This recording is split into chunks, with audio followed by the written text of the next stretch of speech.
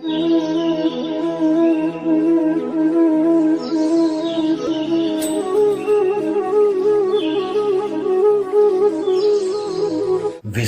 का उत्तम उदाहरण अर्थात अर्जुन ने 10 लाख सेना का त्याग करके श्री कृष्ण को चुना।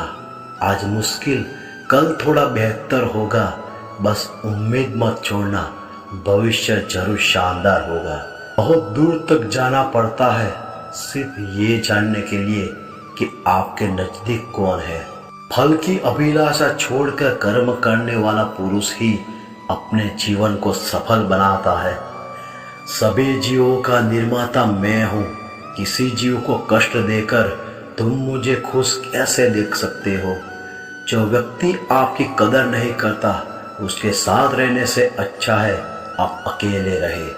वक्त से हारा या जीता नहीं जाता, बल्कि वक्त से तो सीखा जाता है। तो करता वही है जो तू चाहता है, फिर होता वही है जो मैं चाहता हूँ। तो वही कर जो मैं चाहता हूँ, फिर होगा वही जो तू चाहता है। कृष्ण ने कहा है कि छोड़ जाने की लाख वजह होने के बावजूद रुकने की एक वजह ढूंढ लेना वही प्रेम है। जहाँ आपकी बातों को कोई समझने वाला नहीं होता वहाँ खामोश रहना ठीक है, क्योंकि बहस बातों को बिगाड़ देती है और वही बातें फिर रिश्तों को तोड़ देती है। सपना एक देखोगे, मुश्किल हजार आएगी, लेकिन वह मंजर बड़ा खूबसूरत होगा जब कामयाबी शोर मचाएगी। कुछ देर की खामोशी है, फिर शोर आएगा। तुम्हारा वक्त आया है, हमारा दौर आएगा। एक से एक जुड़ के 2 होते हैं, ये गणित कहता है। एक से एक जुड़ के 11 होते हैं, ये संगठन का बल है। एक से एक मिलते हैं तो एक ही रह जाता है, ये इश्क का सिद्धांत है।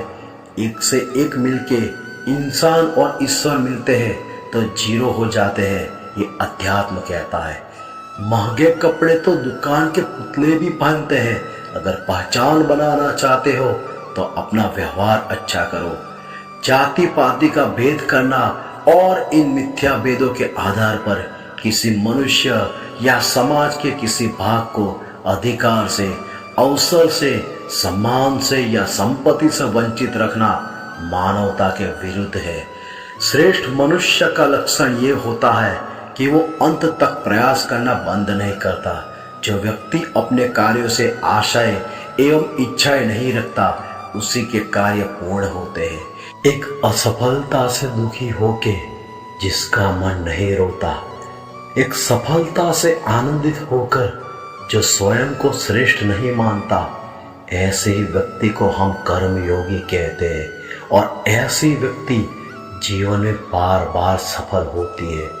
गीता में कृष्ण ने कहा है कि श्रेष्ठ समय के लिए बुरे समय से लड़ना पड़ता है, इसलिए बुरा समय आने पर व्यक्ति को कभी भी धैर्य नहीं खोना चाहिए। कृष्ण कहते हैं कि हाथ पर हाथ रखकर सही समय की प्रतीक्षा करना मूर्खता है। सही समय तभी आएगा जब आप उसे बनाने के लिए प्रयत्न करेंगे। गीता में लिखा है कि केवल डरपोक और कमजोर लोग ही चीजों को भाग्य पर छोड़ते हैं, लेकिन जो मजबूत और खुद पर भरोसा करने वाले होते हैं वे कभी भी नियति या भाग्य पर निर्भर नहीं रहते। कृष्णा का कहना है कि कभी भी जीवन में आने वाले मुश्किलों से घबराना नहीं चाहिए। मुश्किलें केवल बेहतरीन लोगों के हिस्से में आती है, क्योंकि वही लोग उसे बेहतरीन तरीके से अंजाम देने की ताकत रखते हैं। अक्सर व्यक्ति उन चीजों का महत्व नहीं देता जो उसे आसानी से मिल जाती है। खो देने के बाद ही व्यक्ति को समय, व्यक्ति और संबंध के मूल्य का आभास होता है। कृष्णा कहते हैं शरीर नश्वर है पर आत्मा अमर है। यह तथ्य जानने पर भी व्यक्ति अपने इस नश्वर शरीर पर घमंड करता है जो कि बेकार है। शरीर पर घमंड करने की बजाय मनुष्य को सत्य स्वीकार करना चाहिए। आप खुश हैं या दुखी, यह दोनों आपके विचारों पर निर्भर है। अगर आप प्रसन्न रहना चाहते हैं तो आप हर हाल में प्रसन्न ही रहेंगे। अगर आप नकारात्मक विचार लाते हैं तो आप दुखी ही होगे। विचार ही हर व्यक्ति का शत्रु और मित्र होता है।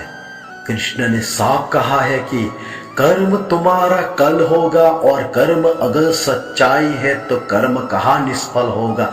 हर एक संकट का हल होगा, वो आज नहीं तो कल होगा। लोहा जितना तपता है उतने ही ताकत बढ़ता है। सोने को जितनी आग लगे वो उतना प्रखर निखरता है।